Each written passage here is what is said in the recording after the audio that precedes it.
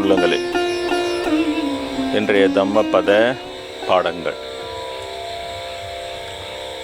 வெட்கமின்றி காகம் போல் துணிவுடையவனுக்கும் வம்பு வளர்ப்பவனுக்கும் புறங்கூறுவோனுக்கும் முரடனுக்கும் தூர்தனுக்கும் வாழ்க்கை எளிதாகவே இருக்கிறது.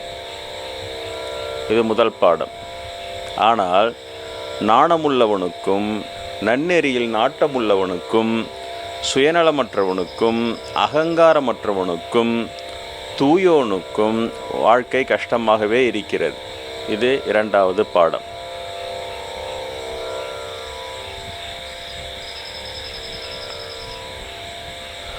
இந்த பாடங்கள் எப்படி உலகம் எப்படி இருக்கிறது, ஆனால் நாம் எப்படி வாழ வேண்டும் என்று சொல்லுகிறது. இதெல்லாம் ரொம்ப கஷ்டமான வாழ்க்கை, எளிதாக வாழ வேண்டும் என்று சொன்னால் இந்த வம்பு வளர்க்கிறவன், புறங்கூறுவோன், முரடன், தூர்த்தன் இவர்களுக்கெல்லாம் வாழ்க்கை எளிதாகவே இருக்கிறது என்று சொல்கிறார். வாழ்க்கையில் பார்த்தா ரொம்ப கஷ்டம்லாம் இருக்காது. வெட்கமின்றி காகம் போல் துணிவுடையவனுக்கும், துணிச்சலாக வெட்கத்தை விட்டு வாழறாங்க இல்லையா, நிறைய ஊழல் செய்கிறார்கள், லஞ்சம் வாங்குகிறார்கள், இதெல்லாம் பார்க்கிறவனும் கண்கூடாக. இது மாதிரி அதெல்லாம் ஒரு வெட்கம் இல்லாமல் செய்கிற ஒரு விஷயம். அவர்களுக்கு வாழ்க்கை எளிதாகவே இருக்கிறது. அவர் பார்த்தா கஷ்டமும் இல்லை. ஏன்னா எதை எங்கெங்கே போய் சரி கட்டணுன்றதெல்லாம் தெரிந்து வைத்து கொண்டு அதையெல்லாம் சரி கட்டி அதை ஒரு திறமையாக வாழ்க்கை நடத்தி கொண்டு சென்று கொண்டு இருப்பார்கள். அதனால்தான் அவர் சொல்கிறார், வெட்கமின்றி காகம் போல் துணிவுடையவனுக்கு வாழ்க்கை எளிதாகவே இருக்கிறது. வம்பு வளர்ப்பவனுக்கும் வாழ்க்கை எளிதாகவே இருக்கிறது. நிறைய வம்பு வளர்ப்பான். சில பேர் சும்மானே இருக்க மாட்டான், மூட்டி விடுவான். அவங்களுக்கும் கூட வாழ்க்கை எளிதாகவே இருக்கிறது. புறங்கூறுவோன், அவனுக்கும் வாழ்க்கை எளிதாக தான் இருக்கிறது இல்லையா? இந்த மாதிரிலாம் வாழ்ந்தால் கஷ்டம்தான் பண்ணோம். உலகம் பிறப்புக்குள்ளே நாமளும் போயினே இருந்தால் போனால் தான் நல்லதுன்ற மாதிரியான தத்துவம்லாம் இருக்குது இல்லையா? அதுக்காக சொல்ல வர்றார். புறங்கூறுவோனுக்கும் வாழ்க்கை எளிதாக இருக்கிறது. முரடனுக்கு வாழ்க்கை எளிதாக தான் இருக்குது. அவன் முரட்டுத்தனத்தால் மற்றவங்களை அடக்கிட்டு அவனுக்கு எளிதாக இருக்கிறது. அதே போல் தூர்த்தன், துர்நடத்தை உடையவன், இவர்களுக்கு எல்லாருக்குமே வாழ்க்கை எளிதாக தான் இருக்கிறது அப்படின்னு சொல்கிறார். ஆனால் நாணம் உள்ளவன்னா தீமை செய்வதற்கு வெட்கப்படுகிறவன். அஞ்சாமை பேதமை, அஞ்சுவது அறிவுடைமை. அதுபோல் அஞ்ச வேண்டியதற்கு அஞ்சுவது தான் அறிவுடைமை என்று சொன்னார் திருவள்ளுவர். அதே போல் அஞ்ச வேண்டும், நாணப்பட வேண்டும், வெட்கப்பட வேண்டும். மயிர் நீப்பின் உயிர் வாழா கவரிவான் போல்வர் என்றெல்லாம் சொல்லுகிறார். அதே போல் அந்த நாணம் உள்ளவர்களுக்கு வாழ்க்கை கஷ்டமாக இருக்கிறது அப்படின்ட்டு சொல்கிறார். இவ்வளோதான். இதில் விளக்கெல்லாம் சொல்லவே இல்லை. இவங்களுக்கெல்லாம் எளிதாக இருக்குது, ஆனால் நல்லவங்களுக்கெல்லாம் வாழ்க்கை கஷ்டமாக தான் இருக்குது. அப்படி தான் இருக்கும். அதான் உலகத்தின் இயல்பு. அது சொல்கிறார். நன்னெறியில் நாட்டம் உள்ளவனுக்கு வாழ்க்கை கஷ்டமாகவே இருக்கிறது.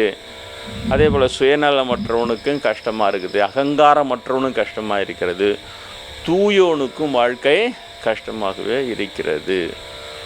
இவ்வளவும் சொல்கிறார். இதில் அகங்காரமற்றன்னு சொல்லி தூயோன்னு ஒன்று சொல்கிறார். அதுதான் அந்த புனித நிலை. அந்த நிலையை எட்டி பிடித்தவர்களுக்கு வாழ்க்கை கஷ்டமாகவே இருக்கிறது. எல்லாம் போடுறோம்ல, இங்கே ஒரு மேட் போட்டுக்கணும், காலில் சாக்ஸ் போடணும், அப்படி இருந்தாலும் வைப்ரேஷன் ப்ராப்ளம் கொப்பளம்லாம் வந்துடுச்சு. என்ன பண்ணுறதுன்னு தெரில. அதுக்கப்புறம் தான் எல்லாம் சொல்லி கொடுத்தாங்க. இது மாதிரி முதல்ல செப்பல் போட்டுன்னு வரீங்க, இப்போ சாக்ஸ் போட்டுன்னு வரவே அந்த இது பாதிக்குது, டபுள் சாக்ஸ் போட்டுங்க, ட்ரிபிள் சாக்ஸ் போட்டுங்கன்னு சொல்கிறாங்க. இதுனா அவனுக்கு தெரியல. எதுவுமே ஒரு நகர்வதற்கே சிரமமாக இருக்குது. ஒரு இடத்துலேருந்து இன்னொரு நான் வசிக்கிற அறை வரைக்கும் சரியாக இருக்குது. அங்கே மட்டும் நான் வெறும் காலை நடந்து போகணும். நான் மட்டும் உபயோகப்படுத்துகிற இதெல்லாம் எனக்கு சரியாக இருக்குது. மற்றவங்க உபயோகப்படுற அந்த வராண்டாவில் கொஞ்சம் கழுவாத கொள்ளாமல் விட்டுட்டாங்கன்னு சொன்னால் ஒரு வாரம் 10 நாள் அவ்வளோதான். அதில் நான் வெறும் காலில் வந்த உடனே ப்ராப்ளம் வந்து. அப்புறம் இப்போ நானே சுத்தமாக எல்லாத்தையும் நல்லா கழுவி விட்டதுக்கப்புறம் எல்லா கொப்பளத்தில் பாதி அடங்கி போச்சு, கடன்னு அடங்கிடுச்சு. அவ்வளோ சிரமமாக இருக்குது, ஒன்றும் செய்ய முடியல. அந்த வைப்ரேஷன் டிஃப்ரென்ஸுன்றது அந்தளவுக்குலாம் இருக்கத்தான் செய்கிறது. ஆனாலும் என்ன செய்யுது, ஆனாலும் அதுக்காக அதையெல்லாம் விட முடியாது.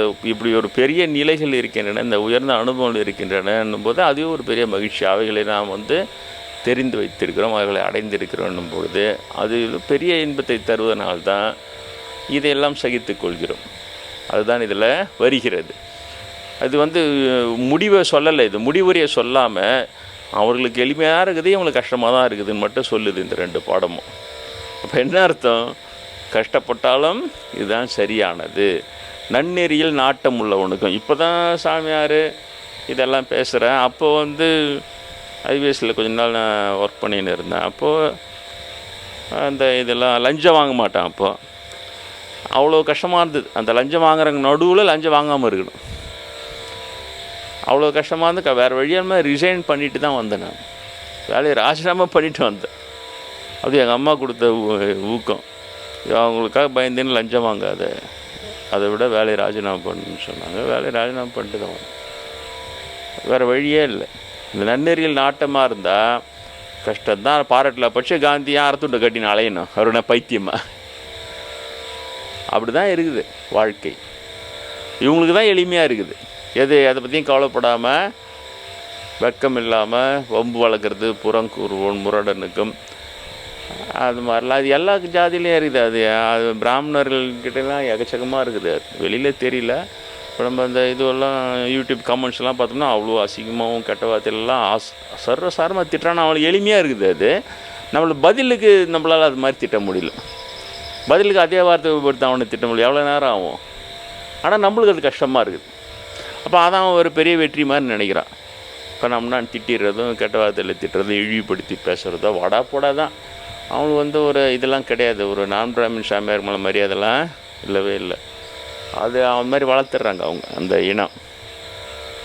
அதனால் அந்த அகந்தையினால் அவங்க பண்ணுறத அவங்க ஒரு ஆத்திரப்படுற மாதிரி இது பண்ண அவங்க செய்கிற தவறை தான் சுட்டி காட்டுறோம். இந்த மாதிரி கெட்ட வார்த்தையெல்லாம் திட்டுறானுங்க வராங்கன்னா அதுக்கு 2 திட்டுவார். அதுக்கு 2 நீ ரோட்டில் பாரு, பிராமணெலாம் கெட்ட வார்த்தை திட்டிங்கிறாங்களா, அதாவது சாதாரண கம்மன் நான் சொல்கிறது. அதுக்கு பின்னாலேயே நான் ஒரு கெட்ட வார்த்தையில் திட்டி அப்புறம் இது மாதிரி இருக்கிறது. அவங்களுக்கு ஈஸியாக இருக்குது, எளிதாக இருக்கிறது. நம்மளால் பதில் சொல்கிறதுக்கு நம்ம தான் ரொம்ப சிரமமாக இருக்கிறது. அது என்னோட இந்த 2 உதாரணமே பார்க்குறேன் நான். அதில் அவங்களுக்கு முரட்டுத்தனமாக பேசுறது, மூர்க்கத்தனமாக பேசுறது. அதிகபட்சம் நான் திருமூலர் சொன்ன பித்தேர் மூடர் பிராமணர் தாமன்ற அதை மட்டும் சொல்கிறேன். அவர் சரியாக துல்லியமாக சொன்னார், மூட பிராமணர்னு சொன்னார். அது உண்மை. அதிகபட்சம் சொல்கிறது அவ்வளோதான். அவர் அவ்வளோ 1000 வருஷம் முன்னால் சொன்னார்னா அவர் எவ்வளோ பெரிய ஞானிப்பார் திருமூலர்.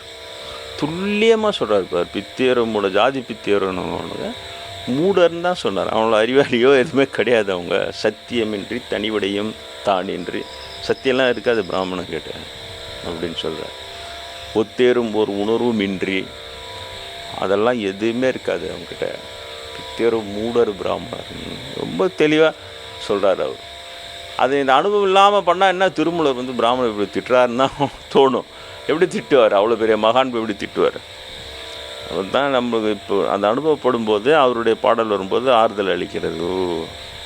இவ்வளோ பெரிய உண்மையை சொல்லியிருக்கிறாங்க. அப்போ அவங்க சொல்கிறது சரியாக இப்பொழுதும் சரியாக பொருந்துகிறது. அதனால தான் அவங்க சித்தர்கள் 63 நாயன்மாரில் ஒருவர். அதை சொல்கிறேன். அப்போ இந்த மாதிரி வெட்கம் இல்லாமல் இவர்கள் அந்த ஒரு கெடுதி இதை செய்கிறாங்கன்னா, அந்த கெடுதி இவங்க செய்கிறாங்கன்னு மற்றவங்க சொல்லும்போது அந்த கெடுதி செய்யாமல் தன் இனத்தை திருத்துவதற்கு அவங்க 1% கூட தயாராக இல்லை. மற்றவர்கள் தயாராக இருக்கிறாங்க. மற்றவர்களுக்கு அந்த ஜாதியை வச்சு டிஃபெண்ட் பண்ணுறது ரொம்ப கம்மி மற்றவங்க கிட்ட. ஆனால் திருத்துவான். அவன் ஜாதிக்காரன் தப்பு செஞ்சாரு, ஆமான்னு ஒத்துப்பான். மற்ற ஜாதி ஆமாம் எங்கள் ஜாதிக்காரன் தான் இந்த மாதிரி தப்பு தான் பண்ணியிருக்கிறேன் சொல்லிட்டு ஒத்துப்பான். ஒருத்தெல்லாம் இன்னொருத்தனாவது ஒத்துப்பான். இவங்க எப்படின்னா 100% எல்லாருமே அந்த பிராமணன் தப்பு செஞ்சால் அந்த தப்பை நியாயப்படுத்துகிற ஒரு கெட்ட பழக்கம் இன்றைக்கி நேரத்தில் 1000கணக்கான வருஷமாக. ஒரு சாஸ்திரம் இவங்க கையில் கிடச்சோன்னா அதுக்கேற்ற மாதிரி சாஸ்திரம் எழுதிக்குது. பிராமணன் கொலை பண்ணால் அவனை வெறுமனை மொட்டை அடிச்சா போதும், அவ்வளோதான். அதான் தண்டனை, அதிகபட்ச தண்டனை. இந்த மாதிரிலாம் எழுதி வச்சு ரொம்ப கஷ்டம் அது. இது நடுவில் பிரம்மேந்திர போல மகானும் பிறகுறாரு. அது பெரிய ஆச்சரியம், அதிசயம். அது ஒன்றும் எனக்கே புரியல. என்னோடய போன பிறவி கூட பிராமண பிறவி தான், பிராமண சாமினே பேர். எப்படி அதெல்லாம் பிறகுறாங்க? இன்றைக்கி சாயந்தரம் கூட நான் இப்போ தப்பிச்சேன்டா சாமி, இதிலேருந்து இந்த பிறவிலையாவது தப்பிச்சு ஓடியான்ட்டோம், இந்த ஜாதியிலேருந்து வந்தோம்னா அவனுங்க ஒரு நான் பிராமின்லாம் வேலை செய்கிறது வரைக்கும் யூஸ் பண்ணிவிட்டு அதுக்கப்புறம் அந்த ஜாடியிலே திருத்திடுவானுங்க. பாடி லாங்குவேஜ்ன்றாங்கல்ல, அது மாதிரி ஒரு மூஞ்ச காட்டி அப்படின்றது அந்த ஒரு சைகையிலேயே அவங்கள நோவச்சு திருத்தி விட்ருவோம். இது உண்மையான அன்பு இருக்கிறவங்க, பிரம்மேந்திர மாதிரி இருக்கிறவங்களுக்கெல்லாம் ரொம்ப வருத்தமாக இருக்கும். ஏன்னா ஜாதியை வச்சு தன்னிடம் அன்பு பாராட்டுறவங்களாம் பக்கத்துலேருந்து அவன் அசிங்கப்படுத்தி அவங்கள மனசு நோகடித்து தடுத்துறான். அப்படி அதை பார்க்கும்போது அவங்கள ஒன்றுமே செய்ய முடியாத நிலைமையிலே வேறு இருப்பாங்க. அது இதை விட கஷ்டம். அவங்க அலட்சியப்படுத்தி நாம் சகிச்சிக்கலாம், அது கஷ்டம்தான். இருந்தாலும் அதை விட நாம் பிராமணாக பிறந்து நம்ம பக்கத்தில் இருக்கிறவங்க நான் பிராமின் அன்பு உள்ளங்கள், ரொம்ப மிக அன்பானவர்கள், வெகுளியானவர்கள், வெள்ளை உள்ளவர்கள் வரும்போது அவங்கள மனசு நோவச்சு தருத்துவான் பாரு, அதை பார்த்துன்னு தான் ரொம்ப கஷ்டம். நான் வந்துட்டேன். அப்புறம் பிரம்மேந்திரிட்டே சொன்னேன், சாமி அடுத்த ஜென்மத்தில் நீங்கள் இந்த பிராமணா மட்டும் வராதிங்க சாமி சொன்னேன். ஆனால் பிராமணா அவர் வர்ணம் இல்லை, ஆசிரம் இல்லை, தர்மம் இல்லை சொன்னதோடு தான் நான்லாம் தேர்ந்தேன். ஏன்னா அவர் நான் பிராமணன் சொல்லியிருந்தா இவனுக்கு எல்லாத்துக்கும் வாதம் வச்சிருக்கிறானுங்க. அவர் பிராமண துவேஷத்தில் சொல்கிறாருன்னொடனே நம்மளுக்கு கொஞ்சம் இடிக்கும், ஒரு இவருக்கு பிராமண துவேஷத்தில் சொல்கிறார் போதுரா அப்படின்னு. அதனால் ஒரு ட்ராபேக் தான் அவர் பிராமண ஜாதியில் பிறந்தது. ஆனால் எனக்கு அது ஒரு அதிர்ஷ்டமாக மாறிடுச்சு. ஏன்னா பிராமணாக பிறந்தே வருணம் இல்லை, ஆசிரம் இல்லை, தர்மம் இல்லை, ஒன்றும் இல்லை, எல்லாம் மனிதன் அடிக்கிற கூத்துன்னா இருப்பார். அப்போது அதை நான் பின்பற்றி வர்ணாசிரம தர்மத்தை நான் நம்பின்னு இருந்தேன். அதையெல்லாம் விட்டுட்டு என்னால் மேற்கொண்டு ஆன்மீகத்துறையில் பயணப்பட முடிந்தது. அதில் ஒரு கெட்டதுலேயும் ஒரு நல்லது இருக்கத்தான் செய்கிறது. அதில் இங்கே வருவோம். வெக்கமின்றி காகும்போல் துணி உடையவனுக்கும் கொம்பு வளர்ப்பவனுக்கும் புறங்குருவனுக்கும் முரடனுக்கும் தூர்த்தனுக்கும் வாழ்க்கை எளிதாகவே இருக்கிறது. அதனால் நீங்கள் யாரோ எளிமையாக வாழலாம் நம்பலாம்.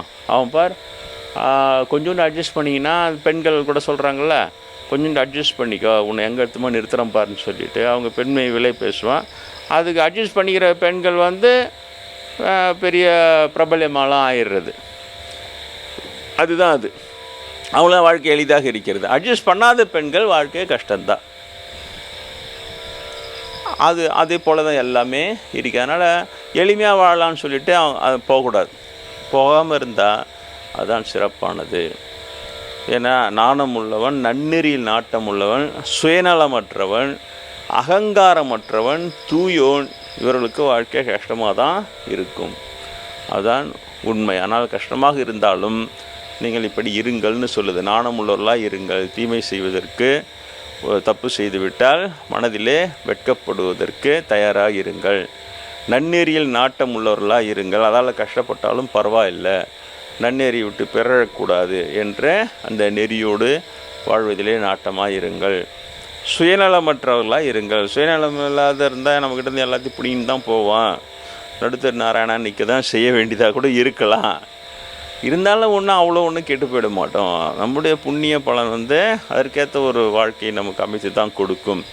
அதனால் சுயநலமற்றவனுக்கு வாழ்க்கை கஷ்டமாக இருந்தாலும் நீங்கள் சுயநலமற்றவர்களாகத்தான் இருங்கள். அகங்காரமற்றவனுக்கு தான் என்ன அகந்தே, அதான் இப்போ சொல்லின்னு வரேன். இப்படி ஒரு ஜாதி அகந்தையில் ரொம்ப உச்சக்கட்டத்தில் இருக்குது ஒரு இனம். அது அவங்க சிந்திக்க வேண்டிய விஷயம். அந்த அளவுக்கு நம்ம போய் அவங்களுக்குலாம் அட்வைஸ் பண்ணவே முடியாது. முடிஞ்சால் சொன்னோம்னா ஊசி மூஞ்சி மூட அணியா எனக்கு புத்தி சொல்கிறாயின்னு குரங்கு ஏறி சிட்டுக்குருவி கூட்ட பிரித்து களைச்சி போட்ட மாதிரி தான் ஆகும்.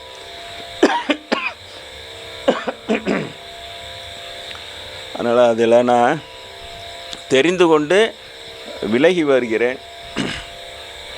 என்னிடவர்களும் விலக சொல்லுகிறேன். அவரிடமிருந்து அவருடைய நட்பெல்லாம் பாராட்டாதீங்க. அவர்களுடைய உதவியெல்லாம் அதெல்லாம் ஏற்றுக்காதீங்க. அவர்களை சார்ந்த ஒரு வாழ்க்கை தயவுசெய்து வேணான்னு எனக்கு கூட இருக்கிறவங்களும் சொல்கிறேன். அவர்களால் பலனடைந்தவங்க நிறைய பேர் நல்லா நல்ல என்ன பிராமணரை விட என்னை தூக்கி விட்டாராக்கும், அப்படியாக்க தாராளமாக வாழ்க்கை நான் எதுவும் சொல்லவே இல்லை. அவங்களெல்லாம் தாராளமாக வாழட்டு நல்லபடியாக. நீங்கள் ஆனாது வேணாம். என்னிடம் வருகிற நீங்கள், என்னை பின்பற்ற வேண்டும் நினைக்கிற நீங்கள், எனது அனுபவத்திலிருந்து நான் சொல்லுவதை தயவுசெய்து கேளுங்கள். அப்படி கேட்கவில்லை என்றால் ஏமாந்து அதற்கு பின் புலம்புவது. அப்போவே சாமி சொன்னார், நம்ம கேட்கல அப்படின்ற.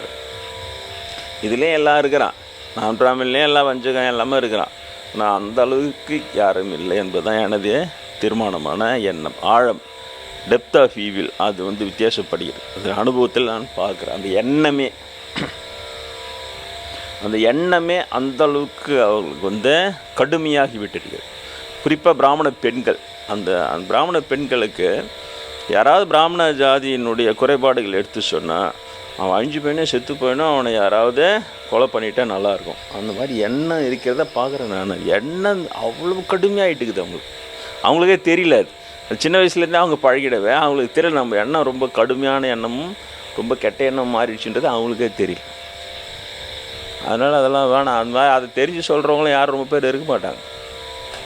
பிராமண துவேஷத்தில் சொல்லுவான் சில பேர், இந்த பாப்பானுங்க அப்படின்னு திட்டுவான், அவனை பார்த்தாலே பற்றின்னு வருதுன்னுவான். அது மாதிரி நான் சொல்லலை, அது மாதிரிலாம் நான் சொல்லலை. அப்படி இருந்தால் ஏன் பிரம்மேந்திரரை குருவாக ஏற்றுக்கின்னு கடைசி வரை அவருடைய அன்பை பெற்று அவர் தான் என்ன உழுந்தடிச்சின்னே திருத்தினார். இந்த பிராமணகிட்ட ஏமாந்துட போகிறேன்னு சொல்லிட்டு என் மீது அன்புள்ள பிராமணன் எல்லாம் என்ன பிராமணகிட்ட ஏமாந்துட போகிறேன்னு ரொம்ப பயந்து காப்பாற்றுவோம்.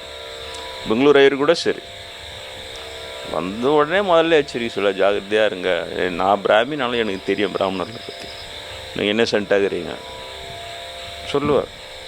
அவர் சொன்னது எல்லாமே கரெக்டாக இருக்குது, பிரம்மேஷ் சொன்னது எல்லாமே கரெக்டாக இருக்குது. அதுக்கப்புறம் தான் நான் இப்போ சும்மா போன நான் சொல்லுவேன், என்னை யார் ஏமாற்றி என்கிட்ட என்ன இருக்குது, யாராவது சாப்பாடு வாங்கி கொடுக்குறாங்க, சாப்பிட்றேன், ஒரு ரூம் வாடகை கொடுக்குறாங்க, தங்கியிருக்கிறேன், இவ்வளோ தான், என்கிட்ட எதுவுமே இல்லையேன்னு சொல்லுவேன்.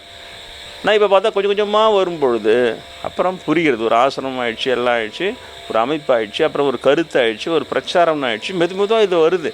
இது அழகாக திரும்பும்போது பார்த்தா அப்போ தான் அவங்க சொன்னால் பழைய எச்சரிக்கைலாம் வேலை செய்யுது. இவருடைய வஞ்சகம் இதெல்லாம் பார்க்கும்போது ஆபத்து தான் இது உண்மையிலேயே. அதனால் மற்றவங்களுக்கு நான் மெதுவாக சொல்ல வேண்டியதாக இருக்கிறது, இது ஜாக்கிரதையாக இருக்குன்னு சொல்லிட்டு. இது எளிமையான பாடம் தான், இன்றைக்கி ரொம்ப அதிகமாக இல்லை. நீங்கள் சிந்திக்க வேண்டிய பாடங்கள், நீங்கள் ஒன்றும் நீங்கள் ஆராய்ச்சி செய்து கொள்ள வேண்டும். நாணம் உள்ளவர்களாக இருக்கிறோமா, துணிச்சலாக செய்வோம். அந்த தப்பு செய்வோம், எப்பவுமே துணிச்சலாக செய்வான். அது மாதிரி கெட்ட வார்த்தையில் என்னை திட்டுறா சொல்லி என்னுடைய நிலையில் இருக்கிறவங்களுக்கு புகழ்ந்தால் அவர்களுக்கு நிறைய அனுகிரகம்லாம் தானாக வரும். எண்ணம் என்பதெல்லாம், துதிகள் என்பதெல்லாம் நன்மையை வேலை செய்யும். அதே போல் திட்டினால் பல மடங்கு தீய பலன் அவங்களுக்கு கிடைக்கும். ஆனால் பற்றி கவலைப்படாமல் துணிச்சலாக திட்டுவோம். பிராமணன் அதான் துணிச்சலாக திட்டுவோம்.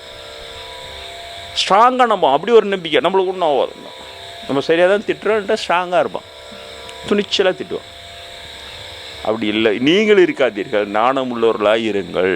அப்படி திட்டுற பிராமணனையை கூட நாம் திட்டாமல் பொறுமையாக இருந்து நம்முடைய நிலைப்பாட்டில் சரியாக இருந்து சென்று கொண்டே இருக்கிறதுக்கு பயிற்சி எடுத்துக்கொள்ளுங்கள்.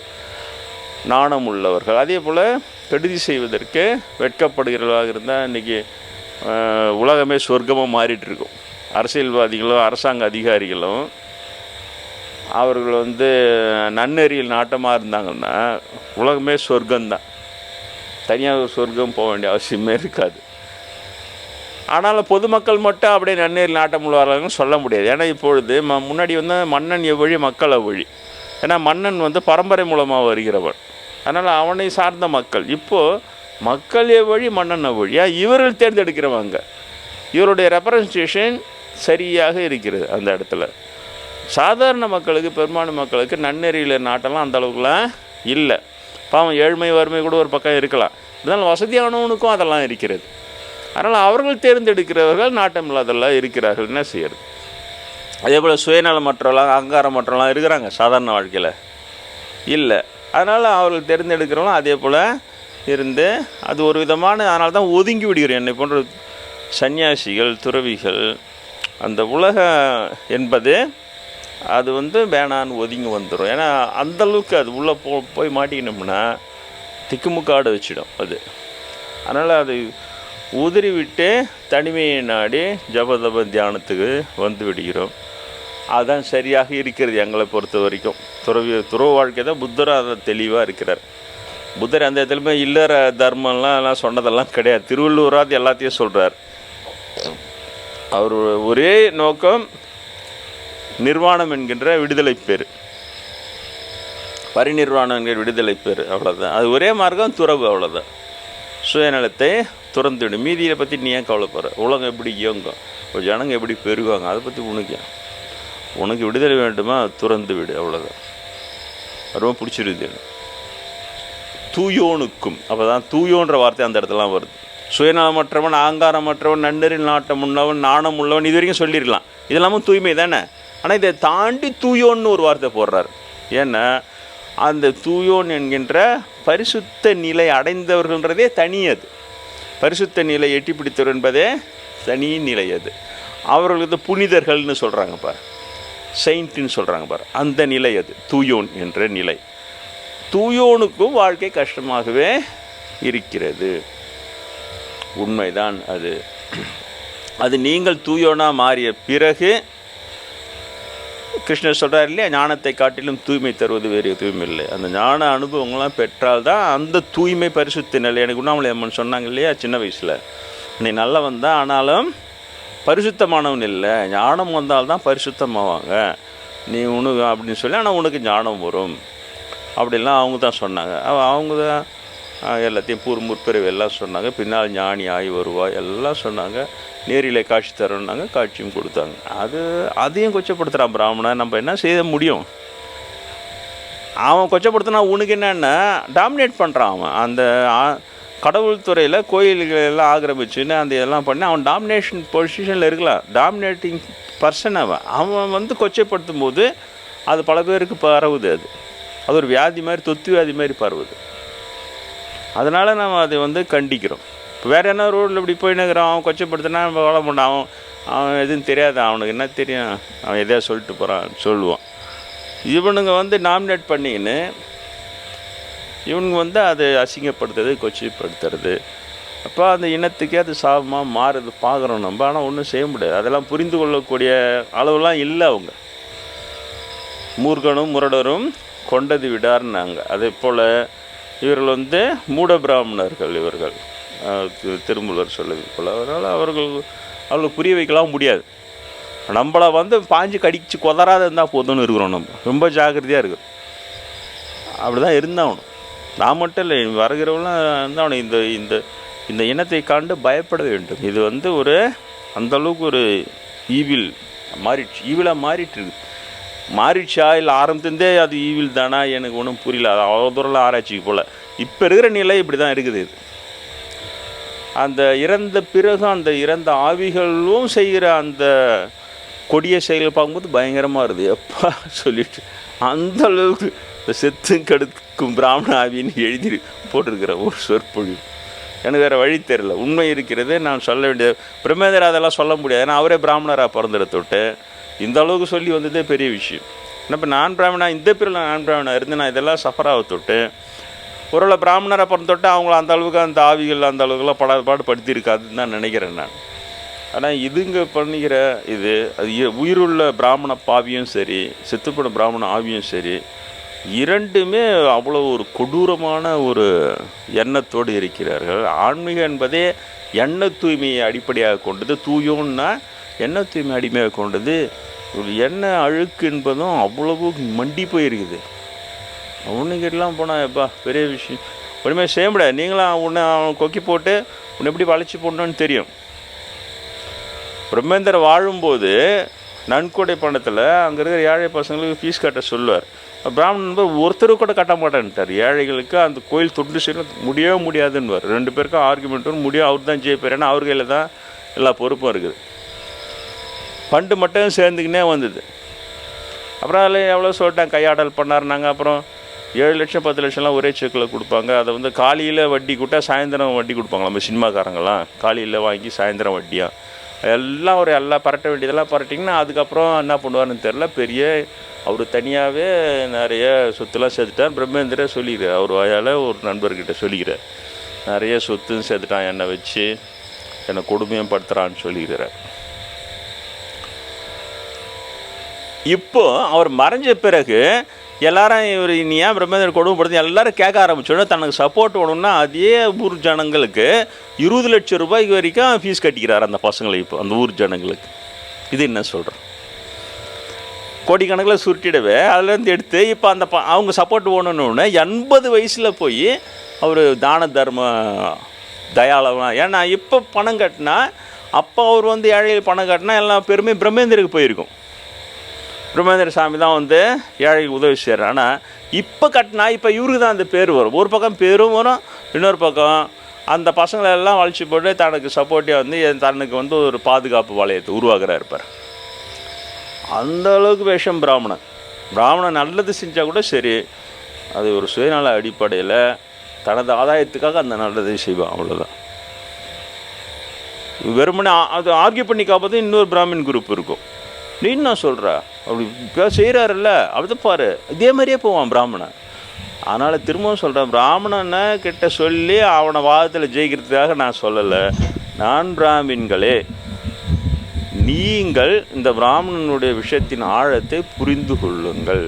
ஏன்னா அவங்க ஃபீஸ் கட்டி தனக்கு ஒரு கூலிப்படையை உருவாக்குறது நான் பிராமின் குரூப்லேருந்து தான் உருவாக்குறான். நான் பிராமின் ஏழைகளை எல்லாம் பயன்படுத்தி அவங்கள ஃபீஸ் கட்டி அவங்கள தன்னோட கூலிப்படையாக மாற்றி ஒரு நன்றி விசுவாசத்தை ஏற்படுத்தி அதுக்கப்புறம் பாஞ்சா தாக்குடானா தாக்குவாங்க அந்த பழைய விசுவாசத்துக்கு. இவ்வளவு ஆபத்தானவர்கள் பிராமணர்கள், இவ்வளோ விஷத்தன்மை உள்ளவர்கள். அவர் நன்மை செய்தால் கூட அது பின்னால் ஒரு விஷ எண்ணெய் இருக்கிறது. என்ன செய்யுங்க, இந்த விஷப்பூச்சி கடிச்சிது உடனே கையில் மருந்து போட்டுக்கணும், உடனே நல்லா ஆகிடுது, வலியெல்லாம் போயிடுச்சு. இவர்களுடைய விஷத்தன்மை நீங்கள் எந்த மருந்து போடுவீங்க, எப்படி நல்லாக்குவீங்க? முடியாது, முத்தி போச்சு, அவ்வளோதான்.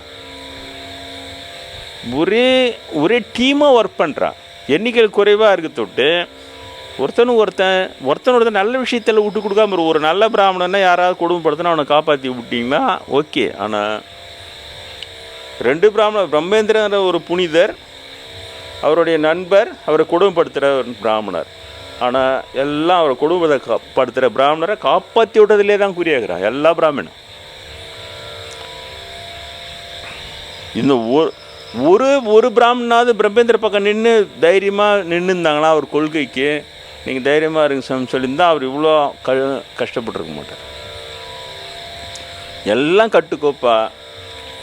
நம்ம கிட்டேயுமே வந்து புலம்போம், அவர் அநியாயம் பண்ணுறாரு, சாமியை வந்து ஒரு ஹவுஸ் அரெஸ்ட் மாதிரி வச்சுக்கிறார், ஒரு சாமியை சுதந்திரம் கொடுக்கல, எல்லாம் நம்மகிட்ட சொல்லிவிட்டு ஆனால் அங்கே போய் அவருக்கு என்னென்ன ஃபேவரபுளாக அவர் கேட்குறாரோ அதெல்லாம் செஞ்சு கொடுத்து தோது பண்ணி கொடுக்க. இன்றைக்கும் நீங்கள் இதுக்கு என்ன சொல்கிறேன், ரொம்ப கஷ்டம். ஒரு அதிர்ச்சியாக தான் இருக்குது எனக்கு. இதெல்லாம் தெரிய வர பெரிய அதிர்ச்சியில் தான் இருக்கிறேன். என்னடா இது சொல்லி அவ்வளவு ஆழமாக ஸோ டீப்லி வில் தேர். நீங்கள் வந்து அவ்வளோ சாதாரணமாக எப்படி இதை உங்களுடைய எதிர்கால குழந்தைகளை, உங்களுடைய பையன்களை, பெண்களை, பேரம்பேத்திகளை இவர்களுடைய விஷத்தன்மையிலேருந்து நீங்கள் எப்படி காப்பாற்ற போகிறீங்க? அதுதான் உலகியல் மக்களும் நான் கேட்குற கேள்வி. நான் சன்னியாசி வந்துட்டேன், ஆன்மீக உணர்வை பெரிய நிலை அடைவதற்கு இவர்களுடைய வர்ணாசிரம தர்மம் பொய்ன்னு சொல்கிறேன். குருநாதர் பிராமண பிரம்மேந்திராவே இருந்தால் அது பொய்ன்னு சொல்லி எனக்கு உணர்த்தி என்னை எப்படி பயிற்சி கொடுத்து உருவாக்கினார்னு சொல்கிறேன். இதெல்லாம் ஓகே, இது ஆன்மீகத்துக்கு வந்துடுறோம். ஆனால் உலகியலில் நீங்கள் இந்த விஷத்தன்மை உள்ளவர்கள் டாமினேட் பண்ணுற ஒரு சொசைட்டியில் மாட்டிக்கின்னு இருக்கிற நீங்கள் எப்படி என்ன பிளான் வைத்திருக்கிறீர்கள் உங்களுடைய குழந்தைகளை இவர்களுடைய கெடுதிகளிலிருந்து காப்பாற்றுவதற்கு? நான் சொல்கிறேன், ஒரு பிளானும் கிடையாது, ஒரு மண்ணு உங்கள் கையில் கிடையாது. அப்படியே பலி கொடுத்துட்டு போயினே இருப்பீங்க. ஒரு டல் நான் பிராமணாக இருக்கிற வரைக்கும் உங்கள் பசங்க சேஃப், ஒரு டல் நான் பிராமணாக இருக்கிற வரைக்கும் உங்கள் பேரம்பேத்தி சேஃப், பாதுகாப்பு. அந்த பாதுகாப்பு தான் நீங்கள் பெருசாக நினச்சின்னு இருக்கிறீங்க. ஆனால் அதில் ஒரு பிரைட் நான் பிராமின் ரைஸ் ஆனான்னா அவன் கதை கந்தல். ஒவ்வொரு மூலையில் என்ன பிரைட் நான் பிராமின்ஸ் எண்ணிக்கையில் பார்த்தா இந்த பிராமண எண்ணிக்கையோட இவங்க எண்ணிக்கையில் குறைவாக இருப்பான். இது அவன் உண்மையில் பார்த்தா இவன் மைனாரிட்டி, அவங்க மெஜாரிட்டியாக இருப்பாங்க. ஏன்னா அந்த டல் நான் பிராமின்ஸ் இந்த பிரைட் நான் பிராமினுக்கு கூட வரமாட்டான். அரசியலில் தான் வந்தான். அரசியல் பேசி எல்லாம் வரும்போது மட்டும் எல்லாம் கூடி வந்து ஏதோ பண்ணாங்க. அது வந்து அரசியல். அதில் ஒரு தலைமை தான் வர முடியும். அதில் மீதி பேர் சாதாரண ஒரு திறமையுள்ள ஒரு நான் பிராமின் பேரனோ பேத்தியோ நீங்கள் ஷைன் பண்ணணுன்னா அவங்க ஷைன் பண்ணவங்கள கேளுங்க. அவங்க எத்தனை இடத்துல இந்த பிராமண இடைஞ்சலை கடந்து வந்துக்கிறாங்கன்னு கேளுங்க, உண்மையிலே போய் கேளுங்க. நான் கேட்டேன் சின்ன வயசில் இருக்கும் பொழுது, நான் திருமண வாழ்க்கை நம்ம வேணான்னு விவேகானந்தர்லாம் படிச்சுட்டு அப்புறம் நான் போய் எங்கள் பாட்டியிலேருந்து எல்லார்கிட்டையும் தனித்தனியாக போய் கேட்டேன். அப்போவே 15-16 வயசுலேயே, நீங்கள் கல்யாண வாழ்க்கை நீங்கள் வாழ்ந்து என்னத்தை கண்டிங்க, உண்மையிலே மகிழ்ச்சியாக இருக்கிறீங்களா? அது மாதிரிலாம் நான் அவங்கவுங்களும் தனித்தனியாக அவங்களோட பர்சனல் எக்ஸ்பீரியன்ஸ்லாம் கேட்டு தான் வந்தேன். நான் அதெல்லாம் செய்வேன். உண்மையிலே நீங்கள் அக்கறையாக இருந்தால் உங்களுடைய பேரன் பேத்திகளையும் உங்களுடைய பையன் பெண்களை திரும்பவும் சொல்ல நான் பிராமணா கவலையே படாது. அவங்களுக்கு அந்த கவலையுமே இருக்காது. அவங்களுக்கு அவன் பாண்டு மீடியமாக போயினே இருப்பான். ஏதோ ஒரு தூக்கி போட்ட ஒரு வேலையை செஞ்சுக்கினே அவன் ஒரு சாதாரண வாழ்க்கை வாழ்ந்துட்டு அவன் போயிடுவான். அதை சொல்ல பிரைட்டாக வரணும்னு பார்க்குறீங்கள, உங்கள் குழந்தைங்க அப்படியே ஷைன் பண்ணணும்னு பார்க்குறீங்கள, அந்த குழந்தைங்க ஷைன் பண்ணக்கூடிய குழந்தைகள், அவர்களுக்கு ஒரு மிகப்பெரிய ஆபத்து இவர்கள். அந்த ஆபத்தை என் போன்றவர்கள் எச்சரிக்கிறோம், உணர்ந்து எச்சரிக்கிறோம். அது எந்த அளவுக்கு நீங்கள் பொருட்படுத்துறீங்க? அதில் பாதி பேருக்கு மேலே அவன் பக்கம் சேர்ந்தேன்னு இவ்வளோ பிராமணன்னு குத்தம் சொல்கிறது ஃபேஷனாக போச்சு. அது கூட தானே சேர்ந்துக்கிறீங்க. அவன் சேர்ந்துக்கணவங்களாம் விடு, அவர்களையும் விடு. அப்புறம் நாத்திகம் பேசி பிராமணாலே பிடிக்காம உண்மையிலேயே பிராமண துவேஷம் திட்டுறவங்களையும் விட்டுடுன்றான். நான் அவங்க கிட்ட கூட போகல, அவங்களையும் விட்டு. அவங்க பிராமணா பிடிக்காது அவங்களுக்கு. அறிவுபூர்வமாக சொல்லும் பொழுது உங்களுடைய பேரனோ பேத்தியோ ஷைன் பண்ணக்கூடிய அளவிற்கு அவர்கள் பிரைட்டாக இருக்கும் பொழுது அவர்களுக்கு வரக்கூடிய ஆபத்தை வாழ்நாள் முழுவதும் நான் அனுபவிச்சிருக்கிறேன். வாழ்நாள் முழுவதும் அனுபவிச்சுட்டு இப்போ அனுபவித்து கொண்டு, ஆன்மீகத்துறையில் வந்த பிறகு அனுபவித்து கொண்டு, இன்னும் என்ன செய்வாங்கன்னே தெரியாது. அப்போ என் போன்றவர்கள் எச்சரிக்கை செய்யும்போது எங்களுடைய சுயநலத்துக்காக எச்சரிக்கை பண்ணுறோம். என்ன பண்ணுவீங்க நீங்கள்? மிஞ்சி போனேன் ஒரு கும்பை கூடி கோவிந்தா போடுங்க அதிகபட்சம். வேறு என்ன அரசியல் நடத்தினாவது நான் ஓட்டு கேட்பேன். முழுக்க உங்கள் நன்மைக்காக தான் சொல்கிறேன். என்ன திட்டம் வைத்திருக்கிறீர்கள்? பிராமண சூழ்ச்சின்னு வஞ்சகத்தின் பிடியில் இருந்தால் அதனுடைய ஆழம் உணராமல் இருக்கிறீர்களேன்னு அதுக்காக சொல்ல வர.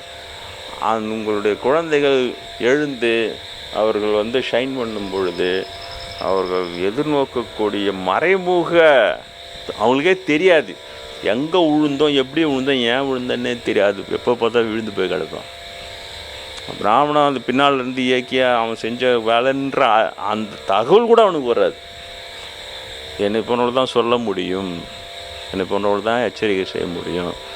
எந்த திட்டமே இல்லை மக்களே. அதனால தான் நான் பிராமின் முட்டாள்களேன்னு நான் சொல்கிறேன். உண்மையிலே மூட பிராமணர் சொன்னாலும் நான் பிராமின் மக்களை பார்த்து மக்களை பார்த்து நான் முட்டாள்கள் சொல்கிறேன்னா, சிந்தித்து தயாராக இருக்க வேண்டிய ஒரு ஆபத்திற்கு நீங்கள் இன்னும் கடகால் கூட போடல. நம் குழந்தைகளை அது சம்பந்தமான விழிப்புணர்வை ஏற்படுத்தி எச்சரிக்கையாக இருக்க வேண்டும் கூட போல. நீங்கள் அதை செய்தாலே உன்னை பிராமணன்லாம் கொலை பண்ணுறதுக்கு நீ பெரிய தீவிரவாதி அதை தடன்னு போட்டு அம்பிடுவான்.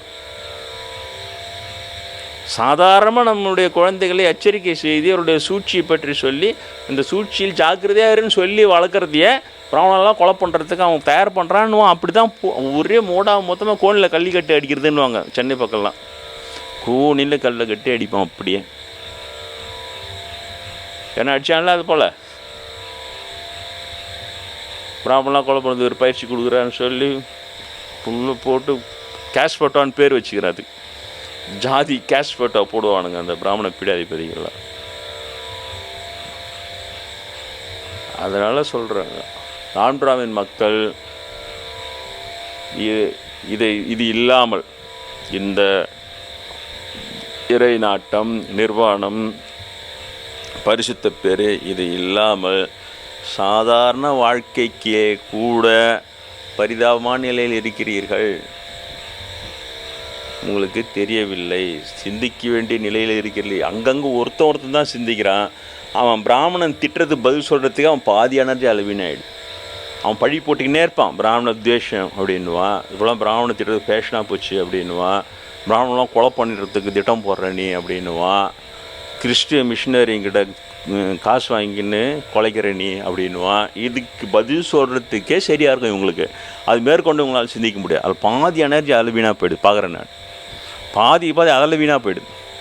அவர்களால் சிந்தித்து இதிலேருந்து எப்படி விடுபடுவது என்று ஒரு தீர்வை சொல்லுகிற அளவிற்கு அவர்களுக்கு எனர்ஜி பத்தலை. அதுக்குள்ளே இவன் சாப்பிட்றான் அது எல்லாத்தையுமே. அதுக்கு பிறகு அவங்க பர்சனலாக அவங்க மேலே அந்த வழக்கு போடு, இந்த வழக்கு போடு, இதை பொண்ணு, அதை பொண்ணுன்னு அந்த மென்டல் டார்ச்சர் கொடுத்துக்கினே இருப்பான். அதிலேருந்து விட்டா போதண்டான்ற அளவுக்கு ஆகிடுவாங்களோ அவங்களால சிந்தித்து தீர்வு சொல்ல முடியாது. அதனால் நீ திரும்பவும் சொல்கிறேன், தீர்வு இல்லை நான் பிராமின் மக்களிடம். தனது எதிர்கால சந்ததிகளை பிராமண வஞ்சகர்களிடம், மீண்டும் சொல்கிற தனது எதிர்கால பிரைட் சந்ததிகள், பிரைட் நான் பிராமின் பீப்புள், அவங்கள தான் சொல்கிறேன்னா டல் நான் பிராமின் அவங்களுக்கு ஒரு பொருட்டே கிடையாது. ஊதிட்டு போயினே இருப்பான். அவன் முடிஞ்சால் அவனை தான் தூக்கி விடுவான். அவன் டல்லாக இருக்க தொட்டு அவனை அரவணைச்சு அவனை தூக்கி விட்டு, அவர் பிரமேந்திரன் நண்பர் அதை தான் செய்வார். நல்லா படித்தவங்க, நல்லா ஷைன் பண்ணக்கூடியவங்களெல்லாம் திருத்தி விட்டுருவார், வேலைக்கு விட்டுட்டு. ஒன்றும் இல்லாத உருப்படாதவன் அவங்களெல்லாம் சுற்றி சேர்த்து வச்சுருப்பார்.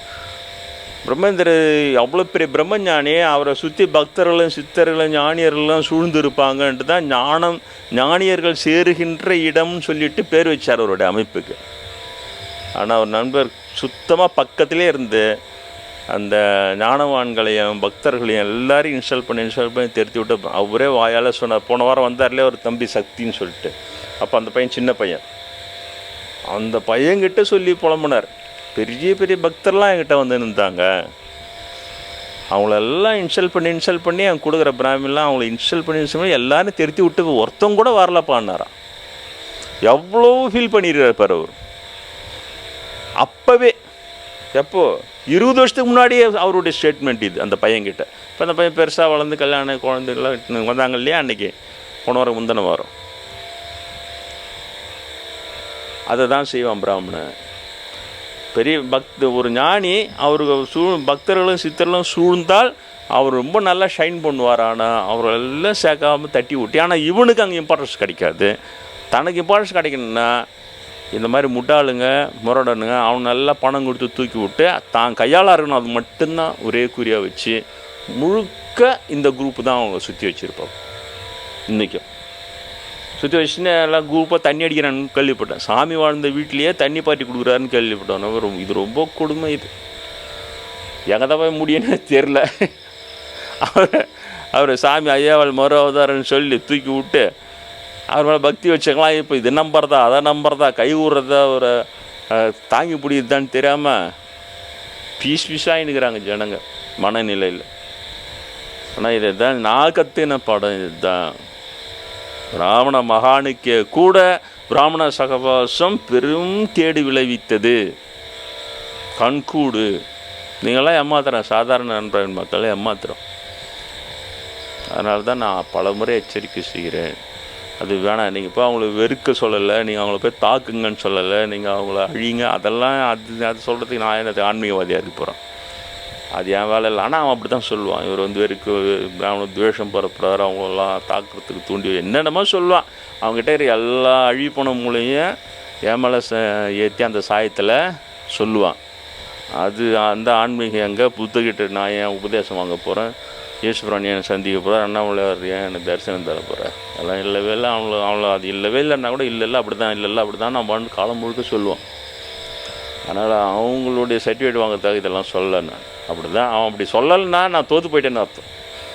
அவன் என்னை ஒத்துக்குனான்னா நான் அப்போ தான் தோக்க ஆரம்பிக்கிறேன்னு அர்த்தம்.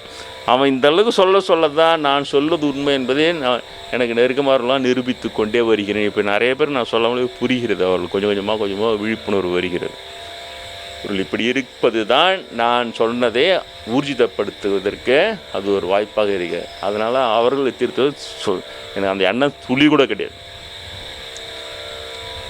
ஆனால் நீங்கள் அவர்களுடைய அந்த மயக்கத்தில் அவர்கள் வஸ்திதாதி என்று நினைத்து கொண்டு நான் பிராமின் குரூப் ஒன்று ஏமாறுது பாரு. அவங்கள ஜால்ராட்சின்னு அவங்களுடைய அது விழிப்புணர்வு ஏற்படுத்தவங்கள திட்டிக்கின்னு அவங்க பக்கம் சேர்ந்து இவங்கள திட்டிக்கின்னு அவங்கள கொஞ்சம் வாங்கி தின்னுங்கன்னு அதுக்கு வாழாட்டின்னு இந்த குரூப்னு இருக்குது நம்மக்கிட்ட. அதில் ஒருவராக ஆகாதீர்கள். மீண்டும் சொல்கிறேன், ஆன்மீக வகுப்பிற்கு வருவதனால் மீண்டும் சொல்கிறேன், இவ்வளவு நிலையை அடைந்து எட்டி பிடித்து இந்த உபதேசங்களை சொல்கிற புத்த பகவான் நான் பிராமின், நீங்களும் நான் பிராமின். புத்த பகவான் எட்டி பிடித்த நிலையை எட்டி பிடித்தாலே போதும் என்று இருங்கள். அது வேணாம், வர்ணாசிரமாயிராருக்குள்ள போய் பிராமண ஜாதியிலாக பிறந்தா அதில் யார் இருக்கிறானோ அதெல்லாம் என்னத்துக்கு நம்ம. வெட்கமின்றி காகம்போல் துணிவுடையவனுக்கும் வம்பு வளர்ப்பவனுக்கும் புறம் கூறுவனுக்கும் முரடனுக்கும் தூர்த்தனுக்கும் வாழ்க்கை எளிதாகவே இருக்கிறது. ஆனால் நாணமுள்ளவனுக்கும் நன்னெறியில் நாட்டம் உள்ளவனுக்கும் சுயநலமற்றவனுக்கும் அகங்காரமற்றவனுக்கும் தூயோனுக்கும் வாழ்க்கை கஷ்டமாகவே இருக்கிறது. இதுதான் இன்றைய தம்மபத பாடங்கள். சிந்தியுங்கள், நடைமுறைப்படுத்தி பயனடையுங்கள்.